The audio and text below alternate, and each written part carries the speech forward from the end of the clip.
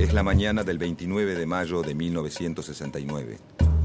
En la ciudad de Córdoba, numerosas columnas de trabajadores parten de las principales fábricas para marchar contra las políticas de represión y ajuste económico impuestas por la dictadura militar de Juan Carlos Onganía.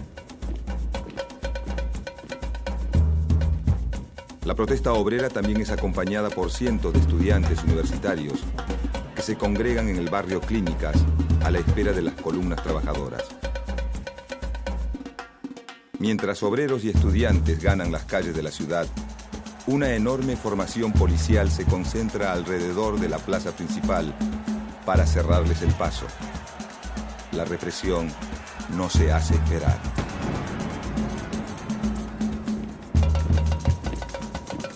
Y lo que comienza como una simple movilización termina convertida en una auténtica rebelión popular. A los estudiantes y los obreros se suman los vecinos y en cuestión de minutos la ciudad de Córdoba arde. La rebelión, bautizada popularmente como el Cordobazo, recién puede ser sofocada en la tarde del día siguiente, cuando el ejército logra ocupar la ciudad. Soplan vientos nuevos en la política argentina. Las grandes movilizaciones y la lucha popular llegaron para quedarse y anuncian tiempos de agitación, violencia y desencuentro.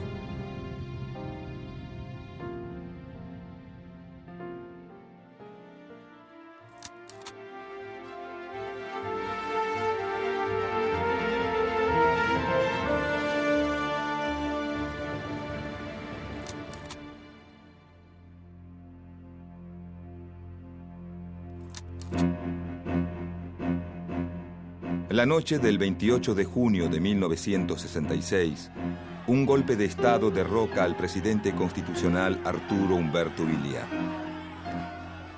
y designa en su lugar al general Juan Carlos Onganía. Onganía es un militar nacionalista de formación cristiana que desde principios de la década del 60 lidera una facción de las Fuerzas Armadas conocida como el Bando Azul. Los azules, en sus comienzos, proponían la defensa de las instituciones democráticas y la no injerencia de las Fuerzas Armadas en asuntos políticos.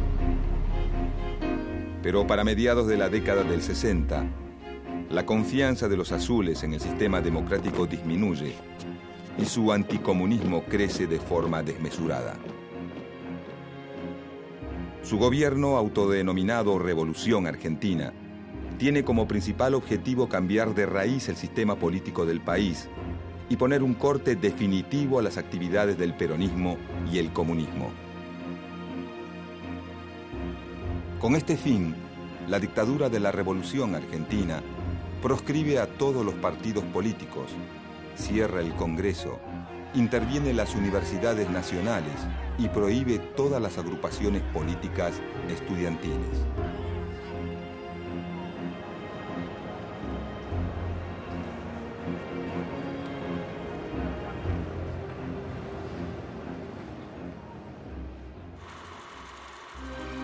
Desde el momento de su asunción, los ideólogos de la Revolución Argentina presentan un programa de gobierno al que dividen en tres tiempos. El tiempo económico, destinado a reconstruir la economía. El tiempo social, consagrado a reordenar la sociedad de acuerdo a lo que ellos consideran las bases occidentales y cristianas. Y el tiempo político, dedicado a cambiar de raíz el sistema político, desplazando a los partidos tradicionales del lugar central para dar paso a nuevas formas de participación ciudadana. Con el fin de poner en marcha el tiempo económico, el ministro de Economía de la Revolución Argentina, Adalbert Krieger Bacena, presenta un plan de desarrollo industrial sostenido principalmente por el capital extranjero. Al poco tiempo de asumir, Krieger Bacena devalúa la moneda en un 40% y congela los salarios por un plazo de 20 meses. Al mismo tiempo, el gobierno suspende las paritarias, elimina los subsidios a las economías regionales y procede a despidos masivos en la administración pública. Esta política económica atrae rápidamente nuevas inversiones del extranjero, pero perjudica seriamente al sector obrero. Debido a la eliminación de los subsidios, gran parte de los ingenios azucareros de la provincia de Tucumán se ven obligados a cerrar, dejando sin empleo a miles de trabajadores. Lo mismo sucede con muchas empresas de capital nacional, que al no poder competir con sus pares extranjeras, quiebran. Si bien las políticas de ajuste de Krieger-Bacena no son nuevas, por primera vez hay un régimen autoritario dispuesto a llevarlas hasta las últimas consecuencias. A pesar de ello, el sindicalismo peronista, representado por los dirigentes Augusto Timoteo Bandor y José Alonso, intenta un acercamiento con el nuevo gobierno. Incluso el mismo Perón, todavía en el exilio, ve con buenos ojos a Onganía, a quien considera un militar cristiano, profesional y anticomunista, con el que se puede llegar a entender. Las esperanzas del peronismo en el nuevo gobierno duran apenas unos pocos meses. El plan de racionalizar los ferrocarriles y el cierre de los ingenios azucareros pone a la CGT en pie de guerra. A fines de febrero de 1967, los sindicatos peronistas idean un nuevo plan de lucha, cuya primera medida es declarar una huelga general. La respuesta del gobierno es suprimir la personería jurídica del gremio azucarero, metalúrgico, textil, telefónico y ferroviario. Los dirigentes más conciliadores intentan negociar con el gobierno, pero del otro lado solo encuentran silencio. Llegado marzo de 1967, los principales líderes de la CGT se encuentran entre dos fuegos. Si se resisten a las medidas del nuevo gobierno, este cuenta con todo el poder para arrasarlos. Si no se resisten, el mismo movimiento obrero tarde o temprano los va a empezar a cuestionar. El conflicto interno de la CGT no tarda en estallar. Mientras los dirigentes tradicionales como Bandor y Alonso asumen una actitud pasiva, los sectores más combativos llaman a resistir los excesos autoritarios de la dictadura de Onganía.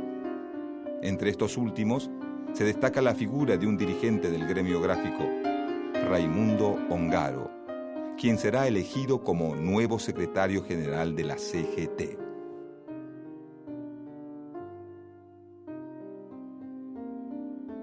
La designación de Ongaro caldea los ánimos de los seguidores de Bandor, que se niegan a aceptar a la nueva conducción, por lo que deciden apartarse para formar otra CGT.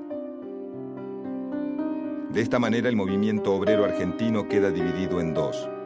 Por un lado, el sector combativo, que pasa a llamarse CGT de los argentinos. Su líder, Raimundo Ongaro, cuenta con el apoyo de la mayoría de los sindicatos del interior. Por otro lado, el sindicalismo bandorista, menos crítico del gobierno, que mantiene la tradicional sigla CGT.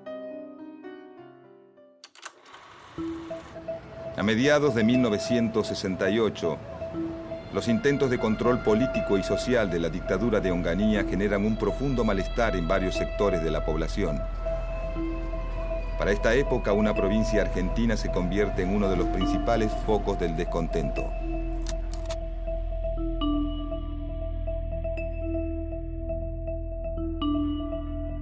Córdoba es la segunda zona industrial del país después de Buenos Aires. Gran parte de sus sindicatos responden a la CGT de los argentinos. Y uno de sus líderes, Agustín Tosco, adquiere cada vez más relevancia a nivel nacional. Además de ser un polo industrial, Córdoba también se distingue por su rica tradición universitaria y la activa militancia política de sus estudiantes. Pero la represión desatada tras el golpe del 66 hace que los principales líderes estudiantiles cordobeses deban seguir sus actividades desde la clandestinidad. El clima de persecución política y el recorte de las libertades comienzan a acercar posiciones entre líderes estudiantiles y dirigentes de la CGT de los argentinos, quienes rápidamente tienden lazos de solidaridad entre sus organizaciones.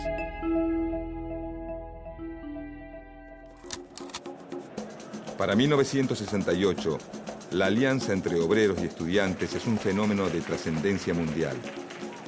En mayo de ese año, una revuelta estudiantil sacude a la ciudad de París. Lo que había empezado como una simple protesta en contra de una reforma educativa, en cuestión de horas se convierte en un rechazo al sistema político y social en su conjunto, que no tarda en ser apoyado por el movimiento obrero francés. Pocos meses después, en la plaza de Tlatelolco, Ciudad de México, estudiantes y trabajadores se congregan para manifestar contra el gobierno. En las últimas horas de la noche, fuerzas militares y policiales inician una dura represión que termina desatando una masacre. También en 1968, a las agitaciones de París y México, se suman las masivas manifestaciones protagonizadas por jóvenes estadounidenses en contra de la guerra de Vietnam, y los sucesos de la Primavera de Praga, un intento del pueblo checoslovaco para transformar al rígido sistema comunista de su país.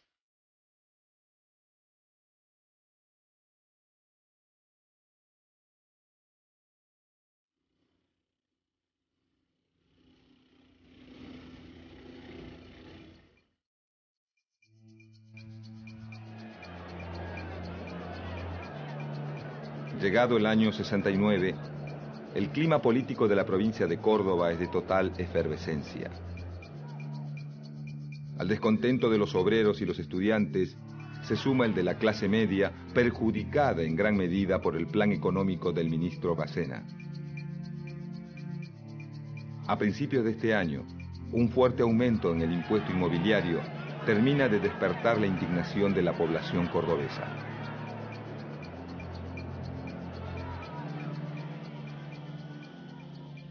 Por otra parte, y de manera imprevista, un sector de la Iglesia Católica, principal aliado del gobierno de Onganía, se convierte en un gran crítico de la dictadura.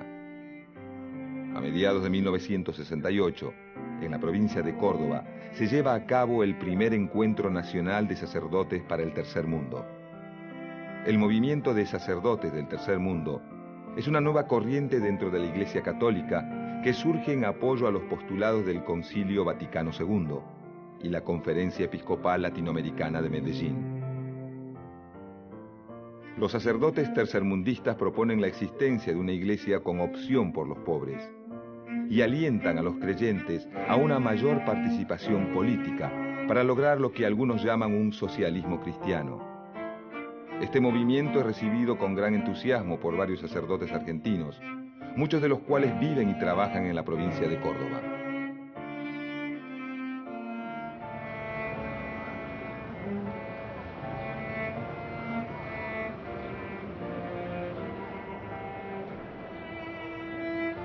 Es así que muchos estudiantes y trabajadores cordobeses, imposibilitados de hacer política por las vías normales, encuentran en algunas iglesias de su provincia un lugar donde reunirse y discutir sus ideas.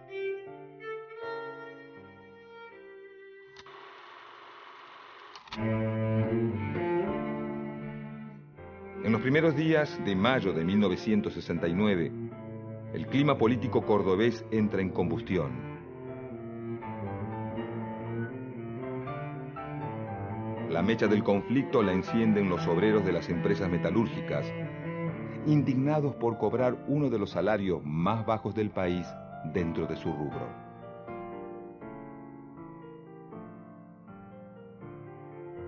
Los trabajadores de la industria automotriz, afectados por las frecuentes suspensiones y la eliminación del sábado inglés, deciden sumarse a la protesta.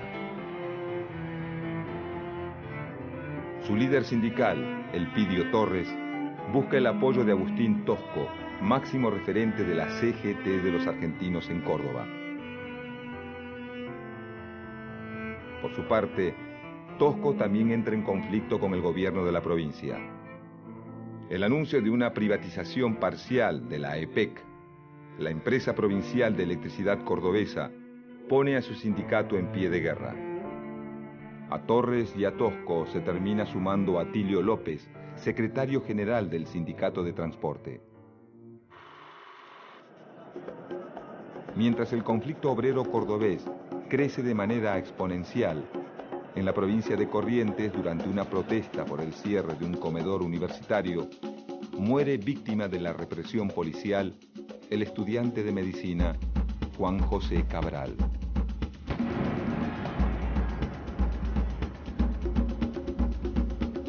La protesta de los estudiantes correntinos se extiende rápidamente a todo el país. En una de estas movilizaciones en la ciudad de Rosario, pierden la vida los estudiantes Adolfo Bello y Luis Blanco. Al día siguiente, durante una marcha de silencio en su homenaje, estudiantes y miembros de la CGT de los argentinos protagonizan un duro enfrentamiento con la policía rosarina. Debido a la intensidad de las manifestaciones, el 22 de mayo Rosario es declarada zona de emergencia. En cuestión de horas, los enfrentamientos entre los estudiantes y la policía recrudecen y el ejército decide ocupar la ciudad.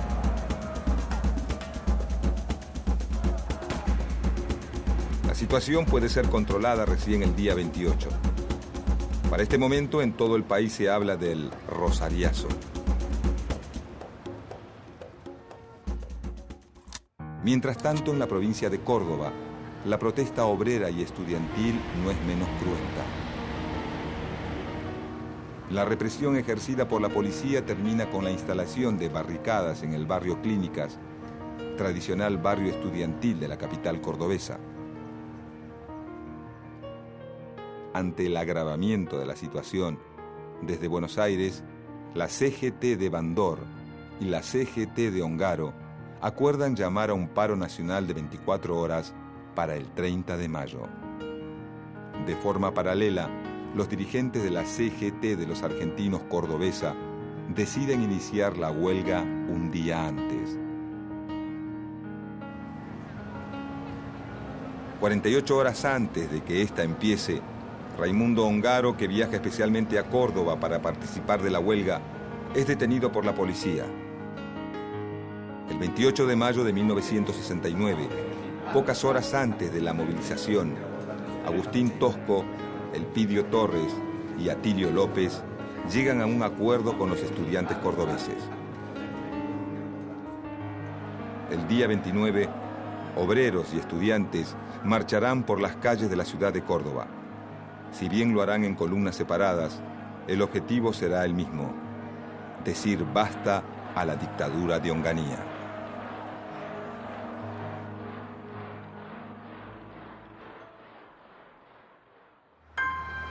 La mañana del 29 de mayo no es una más en la ciudad de Córdoba. En la entrada de las principales fábricas se respira un clima de entusiasmo y agitación. La mayor actividad de la jornada se registra en el barrio Santa Isabel, a la entrada de la planta Ica Renault. Desde horas tempranas de la madrugada, Elpidio Torres, titular de Esmata, espera la salida de los trabajadores del turno mañana. Pasadas las 11 de la mañana, Torres, seguido por unos 4.000 trabajadores, marcha hacia el centro de la ciudad por la avenida Vélez Sarsfield. Por la avenida Colón, los obreros de Luz y Fuerza, liderados por Agustín Tosco, marchan en dirección a la Plaza San Martín. En el trayecto, la columna de Tosco debe atravesar el barrio Clínicas, el lugar donde se congregan los estudiantes. Pasado el mediodía, las calles de la ciudad de Córdoba se colman de estudiantes y trabajadores que marchan de manera pacífica y organizada. La cantidad de asistentes supera largamente los cálculos de la policía, que establece un gigantesco cordón alrededor de la plaza principal para cerrarles el paso. Al acercarse los primeros manifestantes, la policía intenta repelerlos mediante el uso de gas lacrimógeno. Los estudiantes responden arrojando bombas caseras y bolitas de acero que entorpecen el paso de los caballos de la policía montada. Al escuchar los primeros disparos policiales, algunos trabajadores se despliegan por los barrios cercanos, donde son auxiliados por los vecinos, quienes les acercan palos, botellas y cadenas para poder defenderse. A pesar de la intensa represión, la columna principal continúa su avance e intenta ganar la plaza. El jefe del operativo da la orden de disparar sobre los manifestantes, lo que provoca la primera víctima fatal de la jornada, el obrero Máximo Mena. La muerte de Mena, lejos de dispersar la marcha, une más a los manifestantes, quienes arremeten a pedradas contra la policía.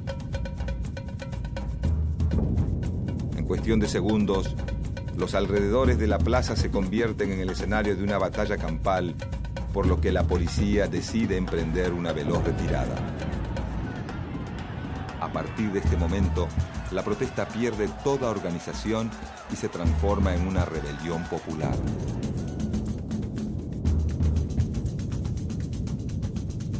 A las 13 horas del 29 de mayo, en la ciudad de Córdoba se respira un clima de guerra civil. Los comerciantes, asustados, bajan las persianas de sus negocios, mientras que los vecinos aportan colchones y muebles viejos para construir barricadas. En pocos minutos, las 150 manzanas que comprenden los barrios Alberdi, Clínicas, Nueva Córdoba, San Martín y Güemes se convierten en una zona liberada que las fuerzas del orden provinciales ya no pueden controlar.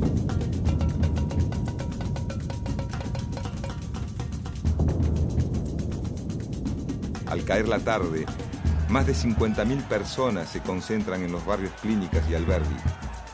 En lo alto de los edificios, civiles armados con pistolas, escopetas de caza y bombas molotov se aprestan a resistir el embate de las fuerzas militares. Para esa hora, el tercer cuerpo del ejército se prepara para tomar la ciudad. Noticiero 13 en la ciudad de Córdoba, en la avenida principal que da acceso al radio de la ciudad capital en momentos en que hace su entrada el ejército para hacerse cargo de la situación en la ciudad. Estos son efectivos de la Escuela de Tropas Aerotransportadas al mando del general Carcaño, que hace algunos minutos han salido de la unidad en la que están asentados para, cumpliendo instrucciones del comandante del tercer cuerpo de general Sánchez Laos, hacerse cargo de la situación en la ciudad de Córdoba. Es decir, se ha planteado una situación similar a la que se produjera hace unos días en la ciudad de Rosario. Estos son los efectivos de la Escuela de Tropas Aerotransportadas. Con la llegada de la noche, la resistencia popular continúa. En barrios como el San Martín y el Nueva Córdoba, la situación se hace incontrolable. Pasadas las 23, un apagón provocado por militantes del Sindicato de Luz y Fuerza cubre de sombras la ciudad. Por el lapso de 2 horas, el ejército queda totalmente aislado e incomunicado en medio de la oscuridad, y la única luz que alumbra las calles de Córdoba es la de las fogatas y los autos incendiados. Recién a la 1 de la madrugada los militares logran restablecer la luz eléctrica. La rebelión comienza a ser controlada. Las tropas de infantería realizan detenciones a mansalva y ultiman a varios de los tiradores civiles apostados en los edificios y terrazas. Llegado el 30 de mayo, Córdoba es una ciudad ocupada. Tanques de guerra recorren sus calles y cada una de sus casas y sus esquinas son, a los ojos de los militares, territorio enemigo.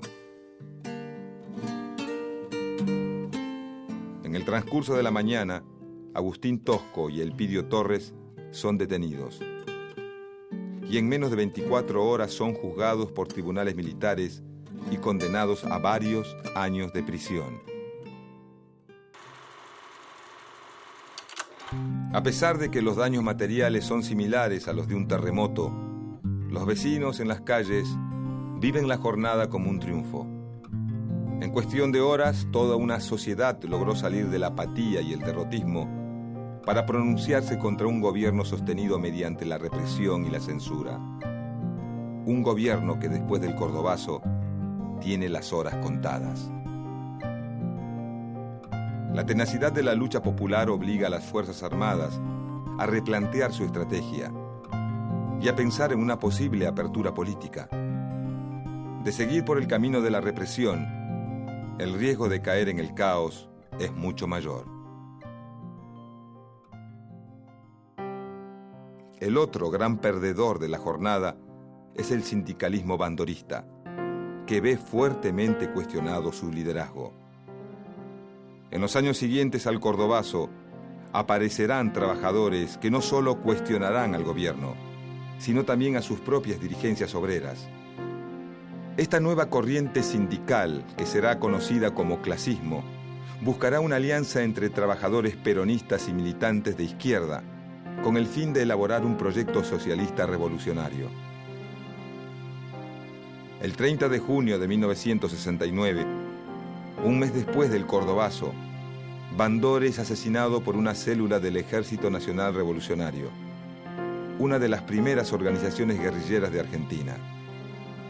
Y mientras la violencia crece, Perón, desde el exilio, alienta a los sectores más combativos de su movimiento para debilitar aún más al gobierno de Onganía.